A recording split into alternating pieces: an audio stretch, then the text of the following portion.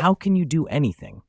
Let me tell you a story and share with you a few methods that can help you achieve it. When he was a child, there was a boy who lived at the foot of a tall mountain. Every morning, he would look up at the cloud-covered peak and think, "One day I'll reach the top." The adults around him laughed and said, "That's too far, son. Just stay down here where it's safe."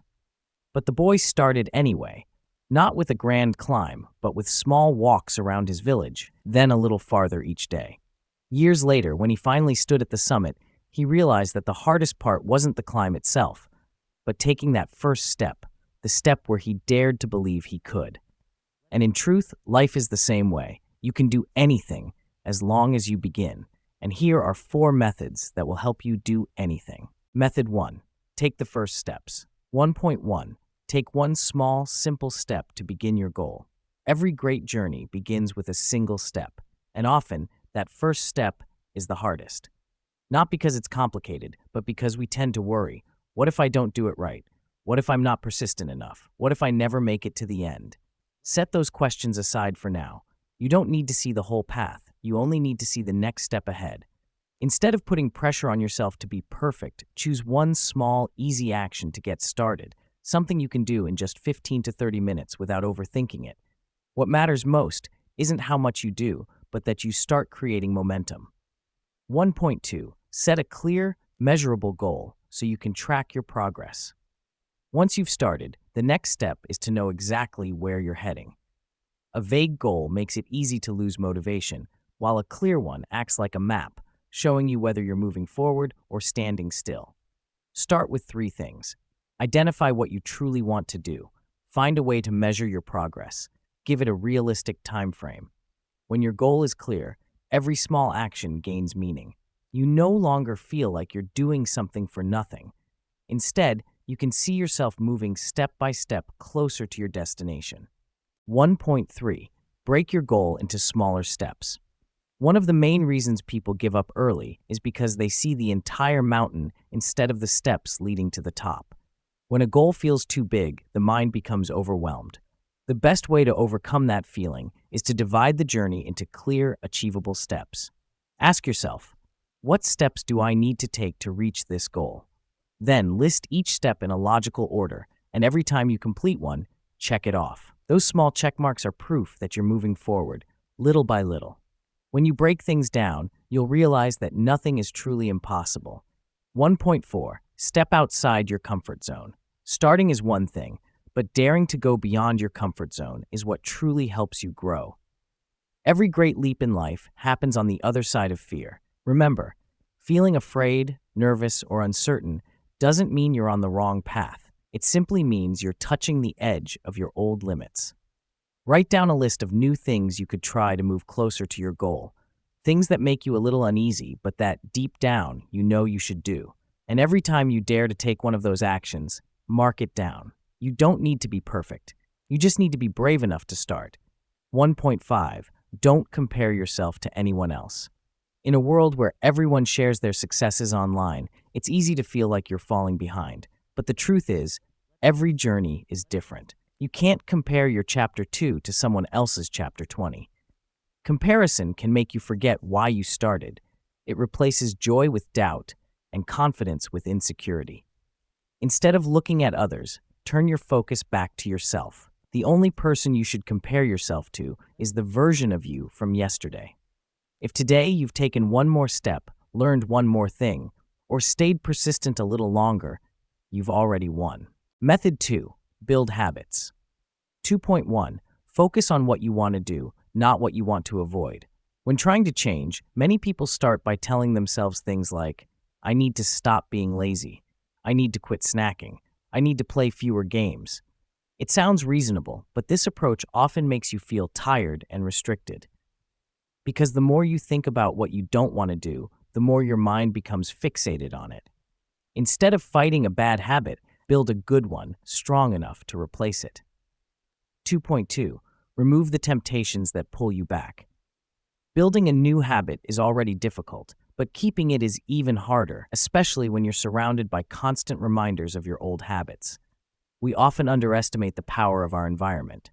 In reality, you don't just need discipline, You also need a space that supports your change. Look around your home, your workspace, even your phone. What makes it too easy for you to slip back into old patterns? What distracts you, drains you, or tempts you to procrastinate? Then, gently remove those things. No need for extremes. Just make the bad habits harder to do and the good ones easier.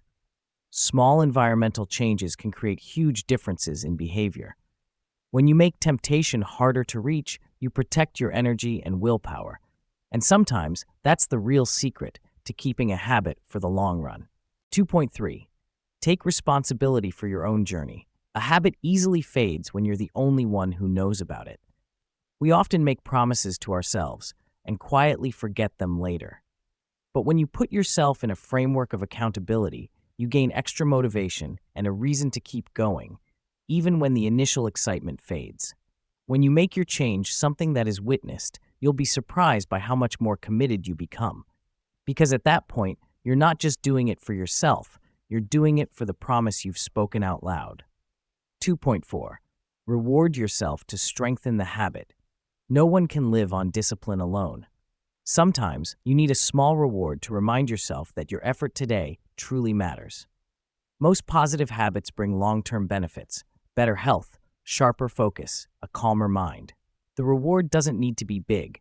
What matters is that your brain feels happy for trying. When every good action is paired with a positive feeling, you'll naturally want to come back, to continue, and eventually, the habit becomes a natural part of your life. Method 3. Practice a new skill. 3.1. Schedule your practice sessions into your weekly routine. A skill doesn't come from a single long lesson. It grows from consistent, regular practice. Just like a seed that needs a little water every day, a skill must be nurtured through gentle, steady repetition. Set fixed times during the week dedicated solely to your practice. It doesn't have to be long. It just has to be consistent. For example, you might practice 4 times a week, on Monday, Wednesday, Friday, and Saturday. Each session can last 15 to 60 minutes. That's enough to keep your progress steady. Don't pour all your effort into one long day and then burn out. 15 to 30 minutes of regular practice 4 times a week is far more effective than 4 hours in a single sitting. When you touch your skill often, both your brain and body start to remember it until it becomes second nature. And that's how new abilities quietly become a part of who you are. 3.2. Give your full attention while practicing. It's not the amount of time you spend practicing that determines progress. It's how present you are in every minute of it. If your mind is wandering, if your phone is buzzing, or the TV is on, you're only half practicing, and your results will only be half as strong. Let each practice session be a sacred space, a small pocket of time where it's just you and the skill you're building.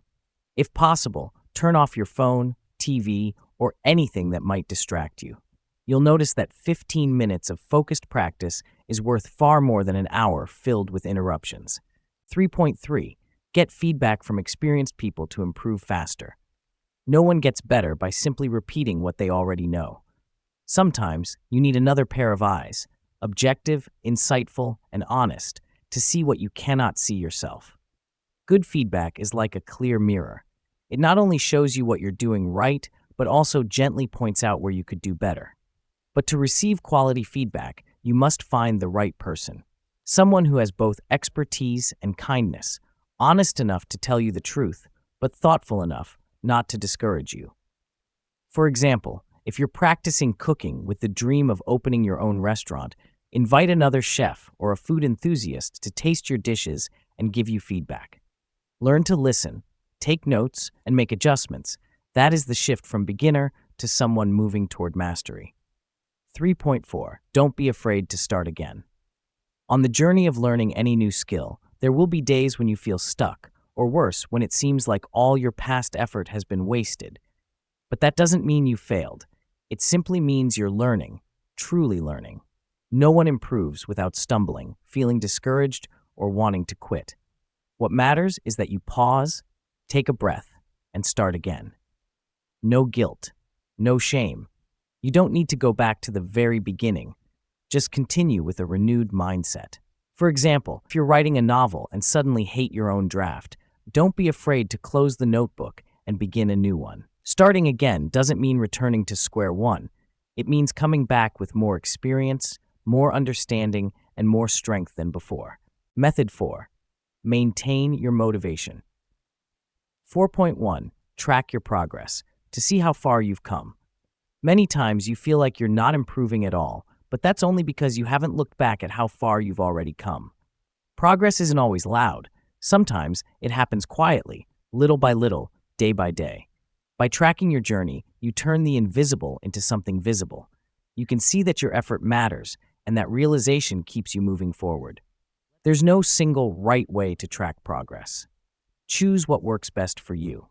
Mark a star on your calendar for every day you maintain your habit or complete a task. Share your progress with friends or loved ones. Sometimes a few encouraging words can carry you much further than you expect, and that realization keeps the fire inside you burning bright. 4.2. Talk to yourself positively. Nurture confidence from within. No one will walk beside you on this journey longer than you, and the voice you hear most each day isn't from others but from yourself. The way you talk to yourself can determine whether you keep going or give up. If you keep repeating things like, "I'm not good enough," or "I can't do this," your mind will start to believe it. But if you learn to encourage yourself, you plant a new belief. "I can." Tell yourself things like, "I can do this. I'm improving every day. I can achieve anything if I truly commit to it." If you think, "This is too hard," respond with, "I've overcome hard things before, and I can do it again." 4.3. Surround yourself with people who inspire you. No one can go far alone. Your personal motivation is the flame within you, but the people around you are the wind. They can help that flame burn brighter, or they can extinguish it. Pay attention to who makes you feel confident, inspired, and driven to grow. It could be a friend who encourages you to try new things, a coworker whose effort inspires you, or simply someone who believes in you when you're doubting yourself. Spend more time with people like that. Share your goals, grow together, and lift each other up when one of you feels discouraged. You'll notice that their positive energy gradually becomes your own. And if there are people who constantly doubt, criticize, or try to pull you down, create distance, gently. No anger needed, just understand that you've chosen a different path, the path of growth. And if you surround yourself with those who inspire you, you won't just keep your motivation, you'll grow alongside them. 4.4. Treat failure as a lesson for progress. Failure hurts. It makes us question ourselves, and sometimes it makes us want to stop. But in truth, failure isn't the end. It's an essential part of learning.